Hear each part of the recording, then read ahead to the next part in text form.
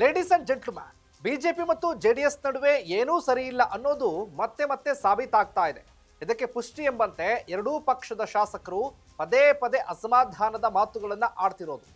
ಇದು ಮೈತ್ರಿಯಲ್ಲಿ ಬಿರುಕನ್ನ ಮೂಡೋದಕ್ಕೆ ಕಾರಣ ಆಗಿದ್ದು, ದೋಸ್ತಿ ಮುರಿದುಕೊಳ್ಳೋದಕ್ಕೆ ಜೆಡಿಎಸ್ ರಾಜ್ಯಾಧ್ಯಕ್ಷ ಕುಮಾರಸ್ವಾಮಿ ಚಿಂತನೆ ನಡೆಸಿದ್ದಾರೆ ಎನ್ನಲಾಗ್ತಾ ಇದೆ.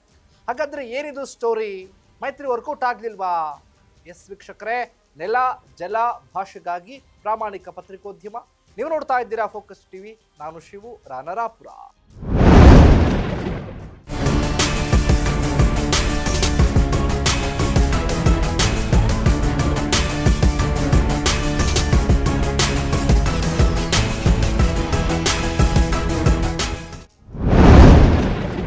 ಕರ್ನಾಟಕ ರಾಜ್ಯದಲ್ಲಿ ಮುಂದಿನ ವಿಧಾನಸಭಾ ಚುನಾವಣೆಗೆ ಇನ್ನೂ ಕೂಡ 2.5 ವರ್ಷಗಳು ಬಾಕಿ ಇದೆ. ಅದಾಗಲೇ ಬಿಜೆಪಿ ಮತ್ತು ಜೆಡಿಎಸ್ ಚುನಾವಣೆಗೆ ತಯಾರಿಯನ್ನು ಆರಂಭ ಮಾಡಿದೆ. ಈ ಮಧ್ಯೆ 2028ರ ಮುಖ್ಯಮಂತ್ರಿ ಹುದ್ದೆಗಾಗಿ ಮೈತ್ರಿ ಪಡೆಯಲ್ಲಿ ಪೈಪೋಟಿ ಕೂಡ ಶುರುವಾಗಿದೆ. ಜೆಡಿಎಸ್ನ ಶಾಸಕರು ತಮ್ಮ ನಾಯಕ ಎಚ್ ಡಿ ಕುಮಾರಸ್ವಾಮಿ ಸಿಎಂ ಪಟ್ಟ ಅಂತ ಹೇಳ್ತಿರೋದು, ಇತ್ತ ಬಿಜೆಪಿಗರು BY ವಿಜೇಂದ್ರ ಅವರೇ ಮುಖ್ಯಮಂತ್ರಿ ಆಗೋದು ಅಂತ ಕೂಡ ಹೇಳ್ತಿದ್ದಾರೆ. ಇದು ಮೈತ್ರಿಯಲ್ಲಿ ಅಸಮಾಧಾನಕ್ಕೆ ಕಾರಣ ಆಗಿದೆ.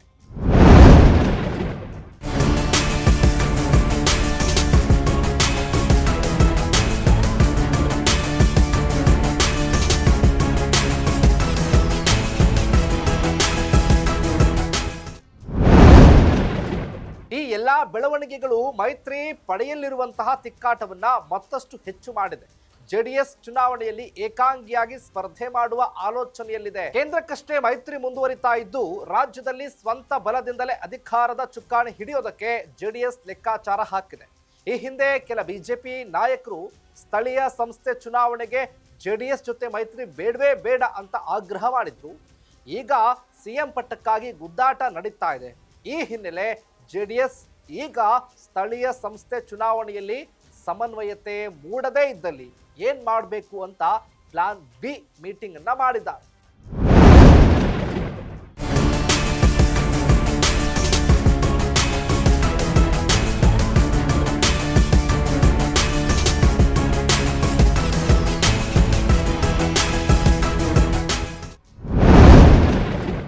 ಎರಡೂ ಸಭೆ ಮಾಡಿರುವ ಎಚ್ ಡಿ ಕುಮಾರಸ್ವಾಮಿ ಸೀಟು ಹಂಚಿಕೆ ವೇಳೆ ಕನಿಷ್ಠ 70ರಿಂದ 80 ಸೀಟು ಕೇಳೋದಕ್ಕೆ ನಿರ್ಧಾರ ಮಾಡಿದ್ದಾರೆ.